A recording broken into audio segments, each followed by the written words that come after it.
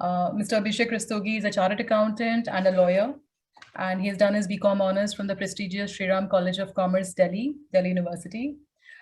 He's partner in the indirect tax practice group in the Mumbai office of Khaitan and Company. Prior to joining Khaitan and Company, Abhishek was a director at PwC Mumbai, specializing in indirect taxes. Abhishek has argued several landmark cases before various tribunals, high courts, and Supreme Court of India. He has authored dozens of commentaries on indirect taxes. Abhishek has been acknowledged for his experience and expertise by, and I'm just going to, read out this list, and I'm sure I'm not able to do justice to the introduction here. Economic Times for 40 Under 40 Award, Asian Legal Business and India's Super 50 Lawyer in 2022 and 2021 consecutively. World Tax as highly regarded in indirect tax and highly regarded in tax controversy for 21 and 2022. Asia Law as notable practitioner in tax category. International Tax Review Award in tax category. Legal Era for 40 Under 40 Leadership Award. As we all know that this year India is celebrating 75 years Azadi Ka Mahotsav. On this glorious occasion, Abhishek will be speaking to us on India at 75 to India at 100 years vision of the Indian government. So without any delay, I would request Abhishek to kindly come and speak with us. Thanks, Bhavya, for that introduction. And in fact, I would want to thank all my fellow panelists and all the attendees. And this is, in fact, a great honor for me to articulate a few thoughts which are very relevant in the context of India, and in particular, India and the US relationship. This budget 2022 is the foundation to steer economy. And as has been mentioned in the budget, over Amrit Kaal of next 25 years. India at 75 and India at 100. We aim to achieve what we decide today. My government, Modi ji, and his entire team today is contributing in the most pragmatic way to address not only the issues of industry, but also to improve India's reputation across the globe.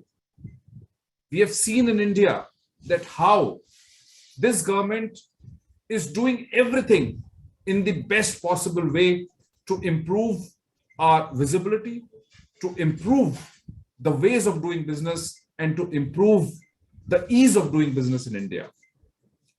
This budget lays down the foundation on various aspects, technology being one, infrastructure being the other, and so on and so forth. With all of these tax reforms which are on the cards today, India is moving at a very, very decent pace now to match on any parameters on the global charts. Be it technology, India is matching, and I have some numbers to prove that. Be it infrastructure, and be it all other various several parameters when it comes to tax and so on and so forth. Today, the finance minister is very, very particular to move towards fiscal consolidation. We are very cautious about the fiscal deficit, and we want to improve our tax buoyancy. If you see today, the tax buoyancy is at 1.4, which is perhaps very high and which we would have never dreamt of. And I think it is also the taxpayers who must be congratulated for this, because if we see the amount of tax paid today, the taxpayers are very confident that the amount of tax which is paid is going into right hands, is being used for infrastructure, is being used for all of these initiatives. And hence, even if you see the advanced tax payment collections, these are at record high. Both on the direct tax and the indirect tax sides, the collections are so high.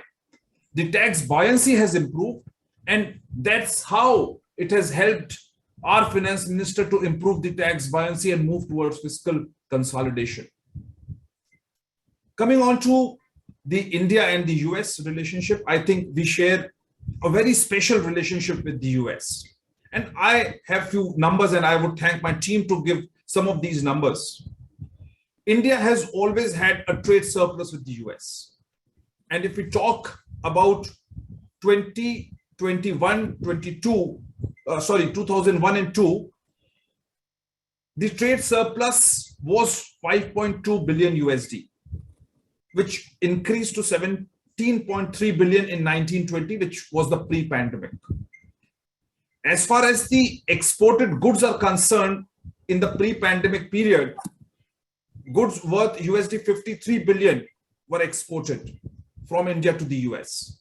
That's roughly 17% of all India exports that year. And imported goods worth USD 35 billion. That's roughly 7.5% of all Indian imports. And as far as the services are concerned, India accounts for nearly 5% of the US imports. So what I want to highlight through these numbers is that India and the US have always been great trade partners. We have always played to the assets to the other and have always exchanged both goods and services in the best possible way.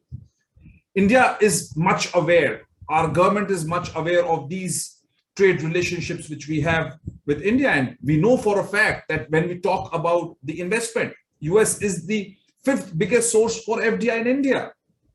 1/3 of all foreign portfolio investments into India is from the US. And we can't ignore the relationships which we have in India for various of such factors as well.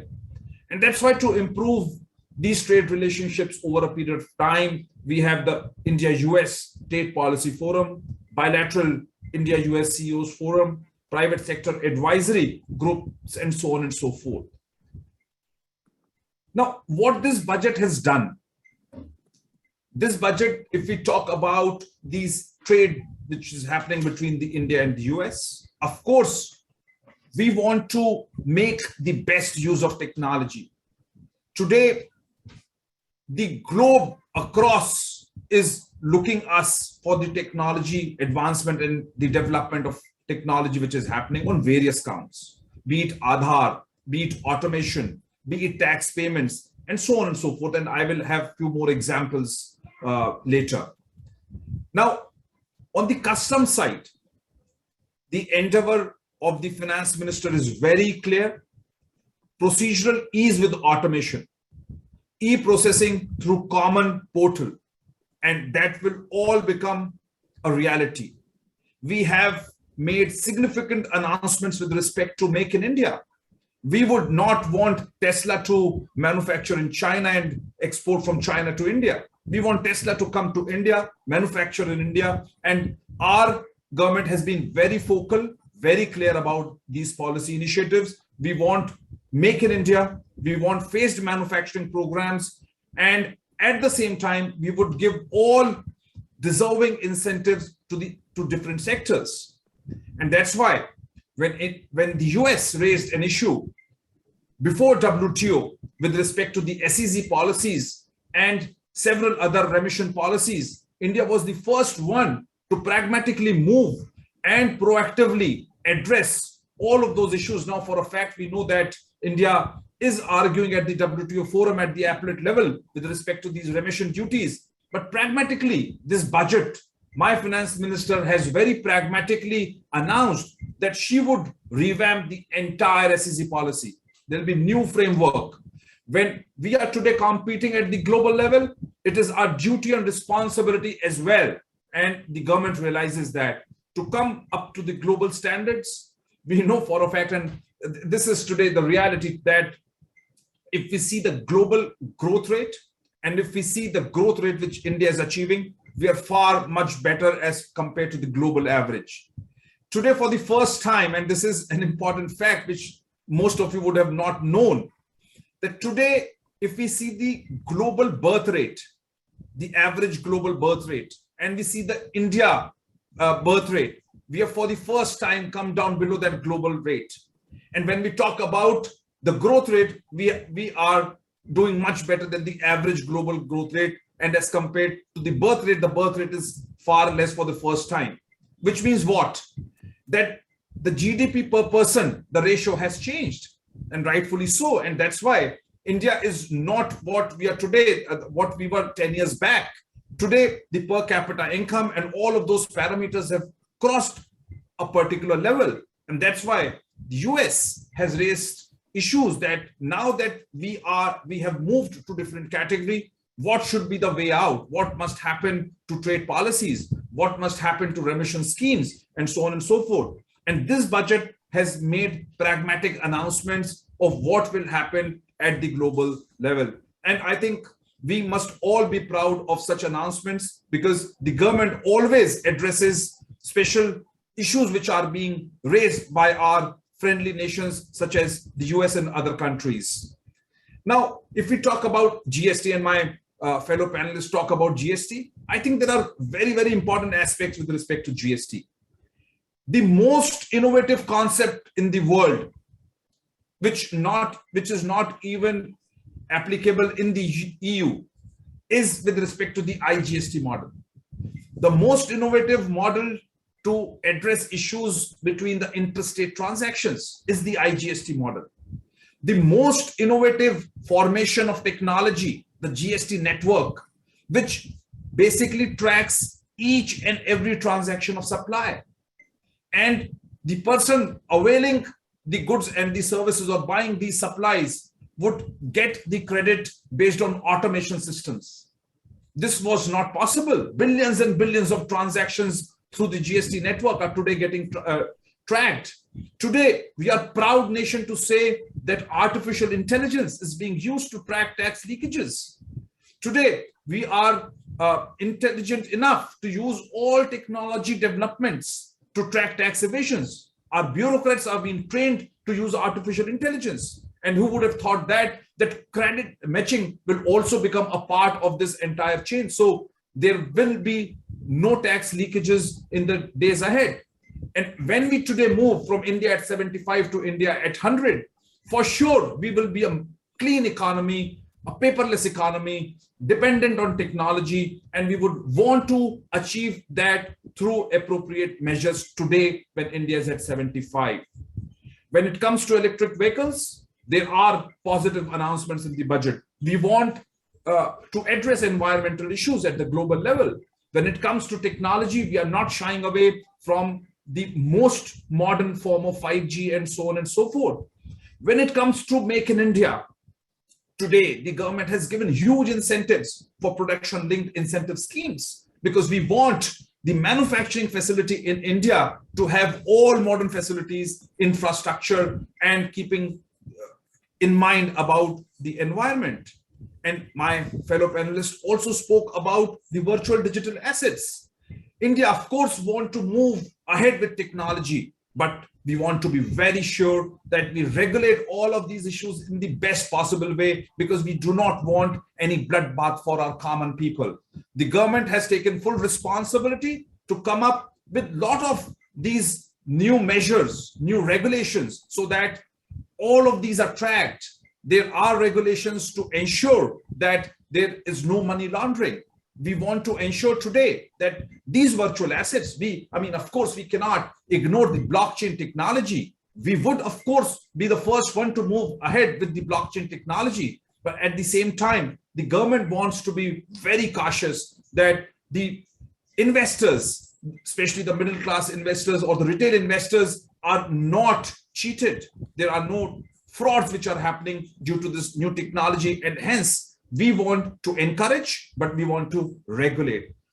And there are other things such as surcharges on long-term capital gain, which is very important for NRIs. There is a straight capping.